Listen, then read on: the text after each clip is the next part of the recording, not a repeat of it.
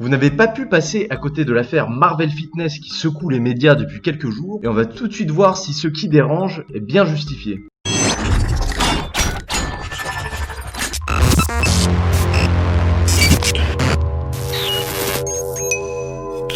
Alors je vais pas résumer toute l'affaire, vous pourrez trouver ça ailleurs très bien, mais pour faire simple, Marvel Fitness est un YouTuber fitness, mais qui s'est aussi fait connaître pour des dramas lors de vidéos où il a pu critiquer entre autres des fit girls. Et on a aussi pu le voir être prise avec une avocate. Alors venons maintenant à ce qui dérange, et surtout ce qui dérange aussi d'un point de vue juridique, les questions qui sont soulevées par cette affaire. Alors, quelle est l'infraction reprochée principalement à Marvel? Alors, je n'ai pas vu le jugement ou je n'ai pas aussi forcément tous les détails, mais on parle de cyberharcèlement. Alors, ce n'est pas une infraction qui existe à proprement parler. Il s'agit en fait de l'infraction de harcèlement moral qui est prévue à l'article 222-33-2-2, on y arrive, du code pénal. Alors le gros problème de cette infraction en général, et bien avant l'affaire Marvel Fitness, c'est qu'elle est assez mal définie. En fait, l'infraction, c'est des propos ou des comportements répétés ayant pour objet ou pour effet de dégrader les conditions de vie. Donc c'est assez vague, et l'article précise aussi que l'infraction est constituée si ces propos ou comportements sont imposés à une même victime par plusieurs personnes à l'instigation de l'une d'entre elles, ou encore même sans concertation préalable. Donc là, vous voyez déjà venir un petit peu le problème, c'est que Marvel n'est pas directement l'auteur des propos ou des messages de harcèlement. Ces messages vraiment qui ont été de nature à entrer dans le champ de l'infraction sont en fait plutôt ceux issus de sa communauté.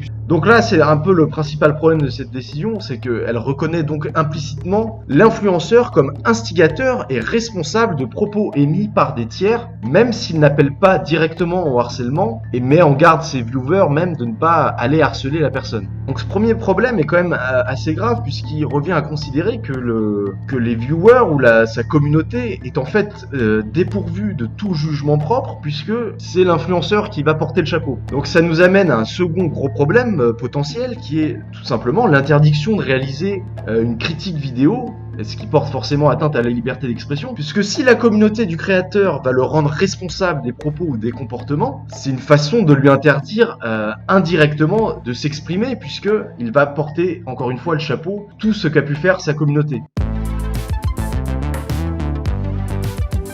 Donc là, on a vu ce qui posait déjà problème au niveau de l'infraction, mais le second gros problème, à mon sens, c'est la peine qui a été prononcée. Donc je rappelle que l'infraction de harcèlement moral à l'état simple est punie au maximum d'1 an d'emprisonnement et de 15 000 € d'amende. Alors on a des circonstances qui vont justement pouvoir aggraver le harcèlement moral à l'état simple, donc pareil, qui sont toujours mentionnés dans le même article du code pénal. Par exemple, si les propos ou comportements ont conduit à une incapacité totale de travail supérieure à 8 jours. Donc là, on a vu que cette incapacité a probablement été constatée par les certificats médicaux présentés par certaines des victimes, donc qui faisaient eux-mêmes extrêmement débat, puisqu'on sait la facilité avec laquelle il est parfois possible d'obtenir des certificats médicaux de complaisance. Donc on a ça, et puis on a aussi une autre circonstance aggravante potentielle, qui est lorsque les propos ou comportements ont été commis par l'utilisation d'un service de communication en ligne ou d'un support numérique et électronique. Donc là, évidemment, on est dans ce cas de figure puisque on est sur Internet. Et forcément, avec deux de ces circonstances, par exemple, la peine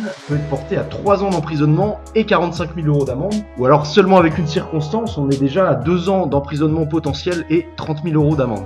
Alors évidemment, il y a un énorme décalage en pratique entre les peines qu'on voit qui sont encourues dans le code pénal, qui sont très élevées, et ce qu'on constate en pratique, avec souvent évidemment des peines qui sont très très inférieures à ce qui est encouru. Là on pourrait se dire, quand même, 1 an d'emprisonnement ferme, c'est pas énorme. En réalité, c'est assez choquant de voir une peine d'emprisonnement ferme prononcée avec mandat de dépôt pour ce type de situation, puisque quand même ça reste une infraction qui n'est pas d'une extrême gravité.